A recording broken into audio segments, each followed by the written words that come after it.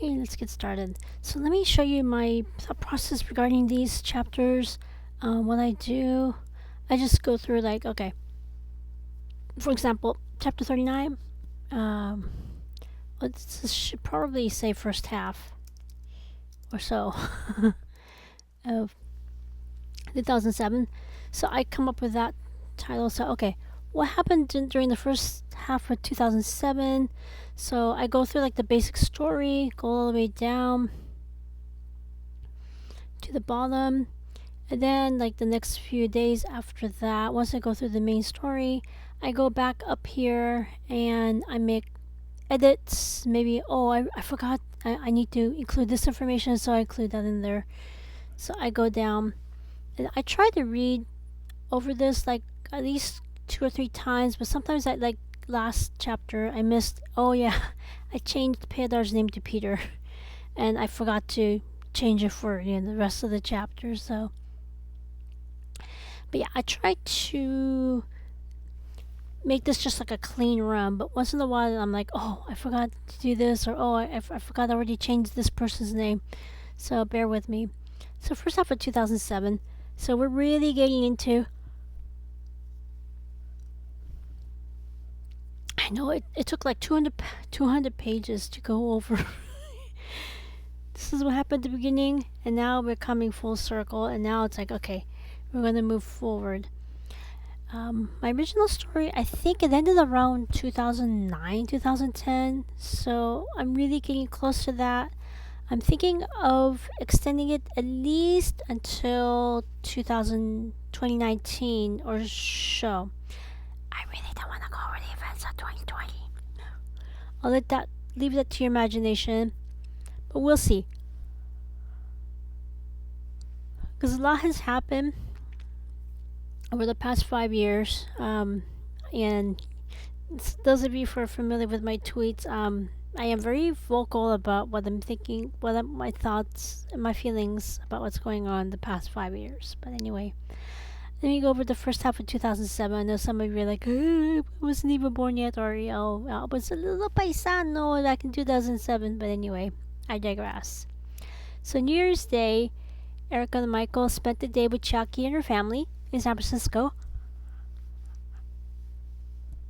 After they had their feast, exchanged wishes for the new year, Michael went off with Chucky's elder brother to talk some more about being bi, how being bi affects their respective marriages. Chucky pulled Erica aside. Erica was taken aback. She knew that there's a lot that Chucky needed to get off her chest, but couldn't due to the strict rules of the clinic support group. First, Chucky wanted, off the record, to thank Erica for her advice on seeking a physical therapist regarding lingering pain after surgery. Erica carefully waved her thanks away, stating that pain during intimacy is a taboo topic, including menstruation. Chucky was taken aback, but she knew that Erica was telling the truth. Next, Chucky asked Erica if she had any issues sharing the bathroom with Michael. Erica carefully told Chucky that it sounds as though, kind of like, you're going through the therapy sessions here. It sounds as though she needs to speak with a professional. At this time, Erica carefully asked her to make either a one-on-one or couples counseling session with the clinic's marriage, family, and child counselor. Although this is not the answer that Chucky wanted, she acquiesced and said that she'll make an appointment. Now, the rest of the day, Chucky and Erica talked freely about their respective marriages. Much to Erica's surprise, Alex and Chucky have a traditional marriage. It made sense. Both of them came from well-adjusted and happy home, so they kept things the same as their parents. However, Chucky was perplexed to learn that Erica and Michael have a non-traditional marriage. It did make sense, though. Her parents' failed marriage had left a bad taste in her mouth. Granted, Chucky could tell that Erica and Michael are working together harmoniously in their alternate arrangement. So that's because I want to keep true with Erica has some things in common with Chucky. Both of their moms are from the same fishing village in Japan, but at the same time, I want to make it clear that Erica has set boundaries. Not just because of the clinic, because of her, what happened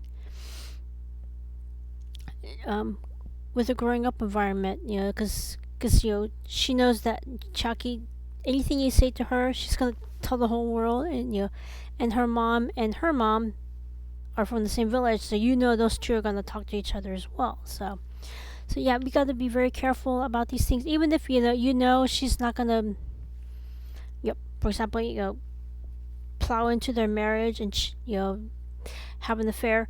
She's not going to do that, but at the same time, you don't know what kind of people she's talking to and telling, hey, this is what Erica told me.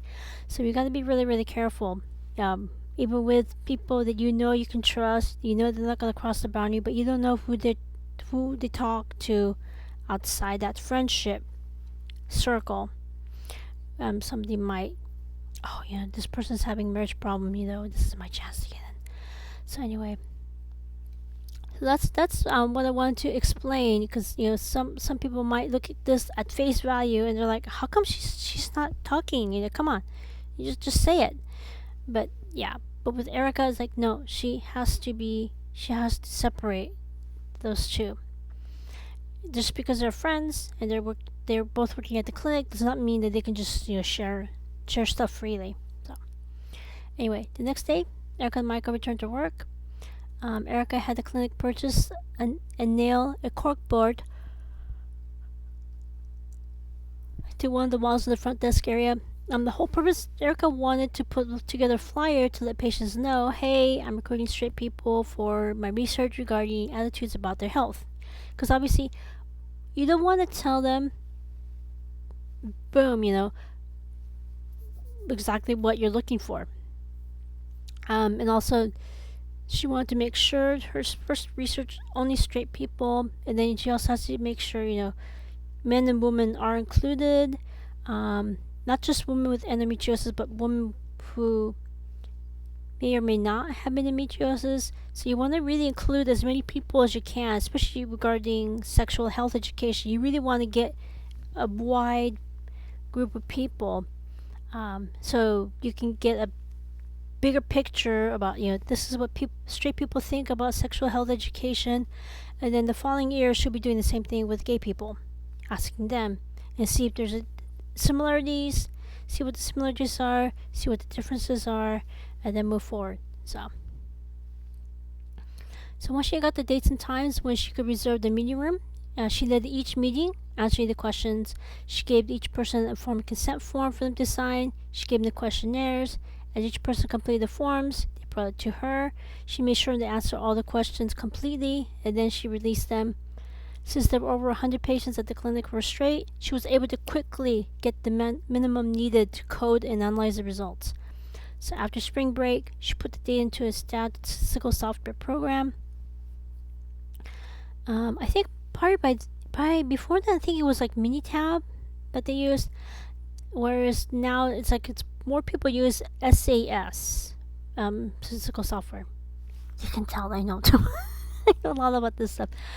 Cause yeah, I do a lot of research. So anyway, by summer vacation, she was ready to write the rest of the research journal article. So she's really going forward, So that weekend, I should probably specify, because it's probably obvious by now. It's like, because now they're committed couple. They went through the wedding in Japan, Hawaii, and they also had the civil ceremony in San Mateo County government office. So now, that weekend, Erica and Michael, they went to Macy's and the Murphy department store to buy winter outfits for Erica. At the time, they also looked for a winter outfit for Michael. Granted, it snows in their mother's fishing village. Once it snows, the temperature doesn't dip below 32 degrees Fahrenheit. However, there wasn't any way to tell how he would deal with this. So they went to a sporting goods store, get an insulated jacket with a hood that's waterproof, windproof, insulated. So I could put that as a winter jacket. And they also got matching winter boots, scarves, mittens, wool socks, trousers that is fleece lined and waterproof. Because 2007, they are gonna go to the fishing village in Japan. So that Sunday after services, Richard Shiley asked said that Ashley missed their community garden. Would it be alright if they stopped by most weekends? Michael looked at Erica. She nodded. So they resumed working at the community garden together and on most weekends. Also, Ashley missed the friends that she made in Brisbane because the first year they lived in Brisbane. Kim and Peter agreed to make the permanent move to Brisbane. Fortunately, they quickly found a 3-bedroom, 3-bath home for less than $500,000 near Jonathan and Marina. Those are the two who work at the clinic. They hired out Murphy Construction Company to remodel it. Fingers crossed, they'll be ready for moving that summer. Marina being Jonathan's wife, and they have 3 kids. 2 with their late husband, and the third child that after she remarried, they had the third child. So they hired the Murphy Construction Company to remodel it. Fingers crossed, they'll be ready for moving that summer. Erica and Michael congratulated them. They nodded. Also, Kim and Peter asked Erica and Michael if they would consider dating a dog. Because previous chapter we learned, Pochaco. Ashley loves Pochaco. Loves who doesn't love Hello Kitty, especially females? So Kim and Peter said that they have a dog. Oh, Erica admitted that they never had a dog. They traveled every year. So, just letting them know, hey, we've never had a dog before. It's a lot of responsibility. The law is on the dog's side, not the owner's side. So, and then, plus they don't have the resources needed to have someone take care of their dog when both of them are traveling. So, anyway, they have to put that on there. And then Kim and Peter said they have a dog, and they travel, and they have commitment at the clinic. They can board their dog when they travel. So when Erica and Michael are, for example, in Japan, Kim and Peter can take care of their dog. They spent the next few months going over exactly what type of dog would be best for them. They also went to several breeders, and animal shelters. Test it out. Do you want a purebred dog, or because that one who the parents are.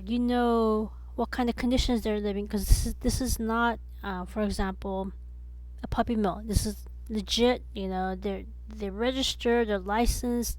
They make sure all the dogs are treated in a humane manner. They make sure that the mom dog gets regular prenatal visits, and then after labor and delivery, they make sure she has postpartum care. Or do you want to take a risk? Because the issue, a lot of dogs that are born to breeders, they end up in animal shelter. Unfortunately, sadly. And then you got mixed breed dogs. That's pros and cons. But animal shelter, you don't know why did this dog end up in animal shelter, and you don't know anything about you don't know the dog's parents, you don't know the dog's health. Everything is up in the air. But then with a mixed breed dog, they tend to be not guaranteed, but they tend to be healthier because with breeders, there's that genetic bottleneck. They're inbred, so they have a lot of problems. Whereas a mixed breed dog, it's not guaranteed because even with mixed breed dogs, you can still get a dog that after a few months or a couple of years they pass away. So anyway, much to their relief, they did find a mixed breed dog who's calm, food driven, so that those are easier to train. Because they're gonna do whatever it takes. They're dialed in, as you say. So also this one I put also. Let me and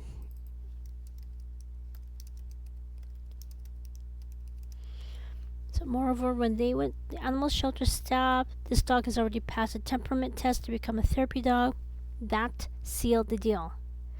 Because with service dogs, it's so expensive. You gotta go through extra training, and it's not cheap. With therapy dogs, it's more, can this dog handle different kinds of people, stay calm,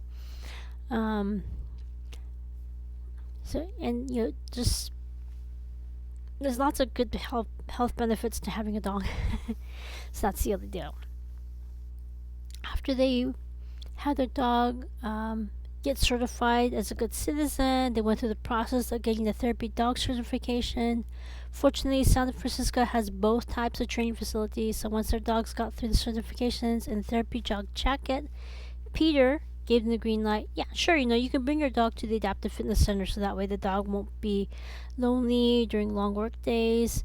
And they gave their name to their dog Kamali'i, which means child, symbolizing innocence and purity. Until Kamali'i got used to car rides, Erica stayed in the back to make certain the dog stays calm in their kennel. Although they live in a gated community, Erica and Michael made sure to keep Kamali'i on leash each time they're outside. Fortunately, Kamali'i was a medium energy dog. They only needed a lap of walking in the morning and evening. They also made certain to take them out after each meal to do their business, after taking their dog to the groomers to get pointers on how to wash, brush their teeth, other maintenance routines, because I won't go into any graphic detail. They give the dog a bath at home about once a month, depending on the condition of their coat. Weekends, when they're out, they made sure to give the dog a long, highly structured walk, a full meal, went outside to do the business, waited for the dog to settle with their favorite toy, and left the radio on before they went out. So on her next birthday, it was a Wednesday after work. Erica and Michael renewed their Costco membership. Michael took Erica to a restaurant. At this time, she told him that he looks a lot better than he did when they first met. He smiled gently. The photos they had taken from the wedding, they decided to get their annual photo taken. That way they can track their progress. That weekend they went to a professional photographer to take photos of them. When they returned home, they installed a Kirkland's Home-Filled Love 8 opening photo collage on their wall. So in the first slot, they put a mini version of their wedding in Japan. Second slot, mini version of their wedding in Hawaii. Third slot, mini version of the most recent photo together. Fourth slot, after they got their dog, they had a mini version of Kamali'i. They left their mini for open for future openings. So that Friday, they rewatched finally, because you would think, it's like, because things are finally settling down to a new normal. So that Friday, they rewatched The Crying Game. This time, they held hands, stayed seated throughout the end credits. Eric was in awe how different the ending felt. At this point, she made a mental note to watch it every 5 years or so. She hoped that it would be even more poignant as years go by. The following Friday, to lighten things up, because The Crying Game is a really intense film. It's more like a dark drama. So the following Friday, to lighten things up, they watched their favorite film, The Adventures of Priscilla, Queen of the Desert. Of course, it's also a dark drama, but there's also comedic aspects. So Priscilla is a little bit more easier to watch than The Crying Game. So on one of the Sundays, Erica and Michael joined their friends for Sunday services. Chiaki pulled Erica aside. Erica told Chiaki off the record that Erica would make certain to include Chiaki in the next research project. Chiaki wasn't satisfied with Erica's answer, but Chiaki realized she won't go anywhere, so she acquiesced Erica's response. So here we're like, Chiaki saw, Erica is conducting research, but only on straight people. So Erica just wanted to let her know, yeah, I hear you. And yes, I am going to do research on gay people next year. So hold on. So I probably could have said that better, but anyway, I could if I do rewrite this, I might fix this part, because it's like, well, what is the am I missing something? So anyway, during that spring, Erica, Michael, and her uncle went on a conference call regarding their itinerary in July. Her father wants to visit Santa Catalina Island. They added additional stops. Michael agreed to join them. Also in preparation, Erica could not afford anything to go wrong. She resumed one-on-one therapy with the clinic's marriage, family, child counselor. So around this time, Erica went to a local garden shop to buy some gladiolus bulbs. Once she found the largest wisteria vine, she bought a couple of them and gave them to Devin. Devin went to a local harvest store to get outdoor arched garden trellis. Um, because what she wants to do, these two plants, as they grow, they're gonna grow up the vine. Wisteria is a vine. It's gonna go up and overhead, and overhead is where you're gonna have most of the flowers. And as the flowers bloom, they're gonna be overhead, and actually going down toward the person's top of their head. So when you look up, you can smell the flowers. So that's the reason why I was thinking about an outdoor arched garden trellis. So she went to a garden shop, get some rose bushes, other types of flowers: bird of paradise, crocus, daffodils, hyacinth, iris, pansies, perennial wildflower mix. When she returned to the property, so that's Devin. Returned to the property, she went to work to create the best possible flower garden that's next to the fresh produce garden. That way, it will attract the bees and other pollinators to the various fruit trees and vegetables. At the same time, Yennefer dismantled their temporary makeshift composter into a permanent proper one. Erica and Michael agreed to do their annual income tax. Erica showed Michael their bank statements. Fortunately, her IRA increased by 17.2%. Also, she told him where she was in transferring funds from the sale of her father's home to her uncle. In addition, she told him that she paid for health insurance during her first year, so they will owe less income tax. However, starting in the second year, the clinic will pay the full cost, so they will owe more income tax the following year. She concluded with the fact that she started a scholarship for one student from each of her alma maters. After they calculated how much income tax they owe that year, they were stunned how much penalty they have to pay for getting married. However, they will owe less if they filed together. They chose to file jointly. After they printed a copy for their own records, included a joint check with income taxes, mailed it directly from the post office. She reiterated the fact that she will spend the next few years focusing on her research at the clinic. As a result, her income from royalties at the studio will likely be much less. Okay, probably also at this time,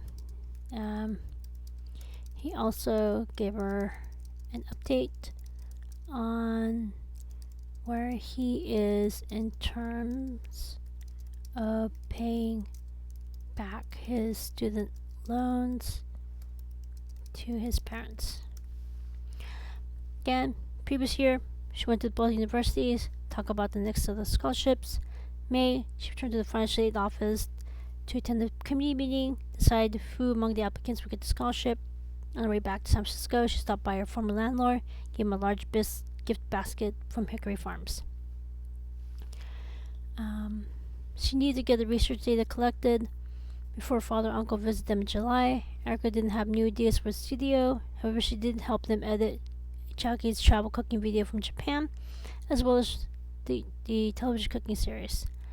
So the other thing was the fact that Apple Inc. decided to discontinue their previous desktop and laptop computer lines. So that's an issue. If a computer breaks down, Apple says we're not going to help you anymore. So as a result, during the first part of this year, she finally acquiesced, bought one of the newer MacBook Pro computers. Since she needs to stay on budget, she delayed when she would trade in her old cell phone from returnship days to get the iPhone 1 until the following year. So it's kind of, I'm trying, not just to talk about their history, their journey, but also show you, okay, in terms of technology, these are the things that are going on at the same time. So it looks like Apple, they're moving forward with their iMac line, MacBook Pro. It's one of those things. It's really difficult when you have old computer, and then you have to keep updating software, and at some point you're like, you know what, we need to just cut the apron strings, create the new line of computers, focus on that. So that's this blurb here. Okay, so also, since Michael was set to graduate from massage therapy school at the end of the spring, he needed to practice what he learned in the classroom. So Erica agreed. During these sessions, she turns her feelings off to make sure that he stays professional the entire time he has the session. Also, with her father and uncle visiting them that July, Michael did hire Jennifer to redo the interior decorating of the ground unit to look somewhere that's halfway between a hotel and a motel. Richard and Ashley did spend the weekend helping Erica and Michael move their stuff into the main house. So, as with all the chapters, questions, comments, constructive criticisms, asking for clarifications, let me know, and I shall see you next time. Take care.